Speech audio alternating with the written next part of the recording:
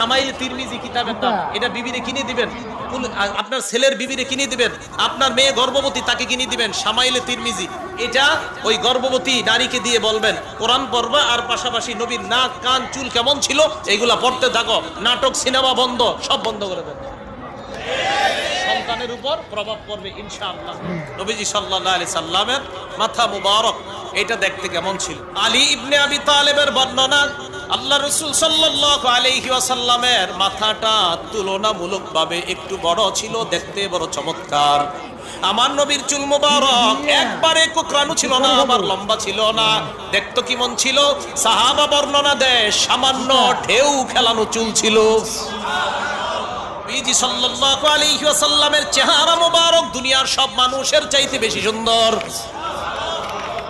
তাহলে বিবিরে বলবেন, আরে তুমি কার চেহারা দেখে ফলো করো? তুমি নবীর চেহারা ভাবো, নবীর চেহারা দুনিয়ার সবচেয়ে সুন্দর ছিল, তো আমার নবীকে কল্পনা করো। শামাইল তিরমিজি কিতাবের নাম, এটা বিবিরে কিনে দিবেন, আপনার ছেলের বিবিরে কিনে দিবেন, আপনার মেয়ে গর্ভবতী তাকে কিনে দিবেন শামাইল তিরমিজি।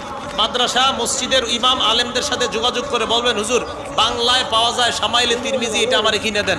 এটা ওই গর্ভবতী নারীকে দিয়ে বলবেন কোরআন পড়বা, আর পাশাপাশি নবীর নাক কান চুল কেমন